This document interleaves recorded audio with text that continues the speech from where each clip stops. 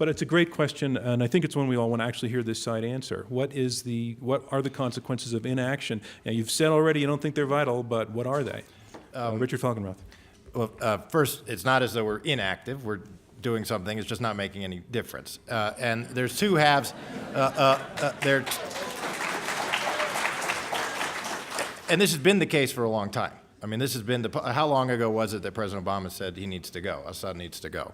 But there's two halves of the argument. The first is about vital national interests, and I think it seems to us that you agree with us that we haven't met that bar. But there's a second half, which is you need to reasonably articulate a plan that gets you to a better place when you're done. And if you're unable to do that, then you are by default stuck with the bad consequences of inaction or of a policy that really isn't making much difference.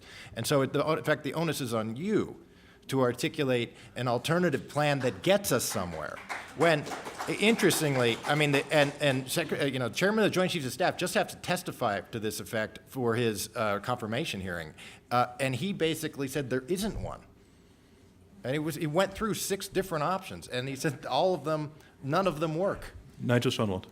All of them are problematic, but of course the chairman of the Joint Chiefs supports the limited supplies of arms to the Syrian rebels, which the president has authorized. So he believes that is a reasonable policy choice, which will not drag America in the way that the other policy options he analyzed might. Now, I think the issue is this any different from the other situations we've seen in the Middle East? All very difficult. And in Tunisia, you saw a messy political process leading to an election and the election of a moderate Islamist group. In Libya, everyone rightly said, what chaos? But there was a transition process. There were elections, again, with a moderate group elected. It's still very chaotic in Libya, but we're all going to have to live with 10 or 20 years of unwinding of this extraordinary set of events in the Middle East. We can't wait for that perfect moment to arrive. I want to put a question back to the side that's saying that the U.S. has no dog in the fight in Syria. The question was put to you, what will be the consequences of inaction? You parried with a question back to the other side. I allowed it to go. But I really want to know what your answer to the question is, the consequences of inaction. Let's take a specific your opponents put to you. Not rescuing this humanitarian crisis. Nigel Schoenwald in his opening statement said this is just going to look real bad. I mentioned earlier Rwanda. Great regret about that. Is it not significantly harmful to American interests and reputation not to be acting in the case of the Syrian refugees and the killing that's going on there? The answer is, of course it is. Graham Allison. And, of course, the U.S. is acting. I mean, let's be clear. Who is the largest supporter of humanitarian assistance to Syria today? The U.S. President Obama announced last week another $195 million. We have $1 billion. We should be doing much more, and we should be raising much more from other parties. But Graham, I think the sense of the question is is not strictly about blankets and tents. I think part of the question is bringing back, say, for example, the example of Bosnia, where a refugee crisis, in addition to other things, but a refugee crisis prompted very, very aggressive American action, not just in the... I think that's a good analogy, and I think in that instance, there were very special circumstances. Nick has actually written about this, and he and I agree on this. There were very special circumstances in which a limited U.S. military intervention made the difference at the margin to get to a better place, and I think that was a good example. In this instance, why is it different? We have an old professor that used to make a list where you draw it down the middle of the page, you say similar and different. The similarities in this case are superficial, the differences are profound. Yeah. Nick Burns. I guess what I'm thinking is that, I think President Obama is faced with a very difficult choice. Part of the problem is that Assad is trying to frame the international debate, it's me against the jihadists. You Americans don't have a dog in the fight. Actually, if you listen to the Iranians and listen to Russia, that's exactly what they're saying. Stay out. You don't have an interest. What we're saying is we're facing a complex environment there. There are al-Qaeda groups and there are jihadi groups, and Richard knows more about this than anybody. He's right about that. But there also is the moderate element. The only way to help the refugees and the people of Syria is to support that moderate element. Why should we want to see the jihadis and the Syrian government to be the only people armed. We have to give these moderate rebels a chance. That's the basis of President Obama's policy, which we support. Richard Falkenrath. Richard, can you hold for just 1 second? After Richard speaks, I'd like to go to the audience to begin getting questions from you. What will happen is the house lights will come up. If you raise your hand, I'll call on you.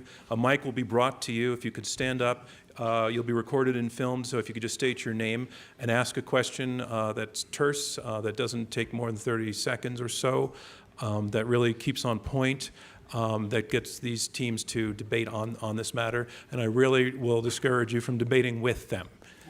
Richard, no, you don't get to ask questions in that format. You can go sit in the audience. Richard Falkenrath, your response. Nick said a key term there, and I think their entire argument hangs on a very slender thread around the key term of moderate opposition. And so we do, in fact, have a national coalition that was, in December, not that long ago, recognized by the, quote, Friends of Syria as the place to send the money. But it is dominated by the Muslim Brotherhood, and it is essentially a playground for Qatari, Saudi, and UAE and Turkish influence peddling. That is internally divided, that has achieved notional external legitimacy, since someone has to get the money, but has no internal legitimacy. The Free Syrian Army, our best hope for the modern people on the ground fighting, is not integrated in any way. It's a loose umbrella of dozens of different fighting groups. And let's just be clear, our friends in the Free Syrian Army, they were the ones who criticized us for deeming the al-Nusra Front a terrorist organization, because they coordinate their operations occasionally, and the al-Nusra Front bailed them out of a situation where they were about to get annihilated by the Syrian army. So these are our friends. This is the moderate opposition and the dog that you think we have. I mean, we don't get to pick the dominant post-Assad faction in Syria. Response from this side before questions? Well, my question back is: do you think that representation of the opposition mirrors the Syrian people? Let's go back to the Syrian people. Let's think what caused them to go onto the streets and to rebel and to risk their lives 2.5 years ago. And I think the Syrian people are basically moderate. There's a strong tradition of inclusiveness, indeed of a secular tradition in Syria. We have to get to the point where those people are given a chance to express their point of view. And I don't think I have enough confidence in the way that people operate to feel that if they're given a choice, they won't vote for extreme voices. I think you've over-caricatured the fragmentation and extremism of the opposition. I agree it would have been much better if we'd taken much firmer, concerted and comprehensive action 2.5 years ago when the extremist and Islamist elements were much smaller than they are today. But I'm afraid the logic of what you're saying is give it another couple of years and it'll be much, much worse. All right, let's go to questions, please. Sir, right on the aisle. And again, if you can stand up and tell us your name. Thank you. Hi, my name is Matteo Garofalo. I have a question predominantly for the side which is saying that we should in fact intervene in Syria. Given the way that large opposition groups like the Free Syrian Army have brutalized and attacked a variety of minority groups such as the Kurds, the Alawite, the Christians in Syria, can they necessarily be deemed to have a moral high ground? Are they the good guys? Have they disqualified themselves from our support? Nick Burns, would you like to take that question? Thanks for the question. What we are proposing and what President Obama is doing is not proposing a military intervention in Syria. We're proposing an intensified effort by the United States to rally international support for those moderate elements. Are they perfect? No. But compare them to the other side, to the Assad government, using artillery against civilian neighborhoods in Damascus and Aleppo and other Syrian cities, raising Homs and Hama.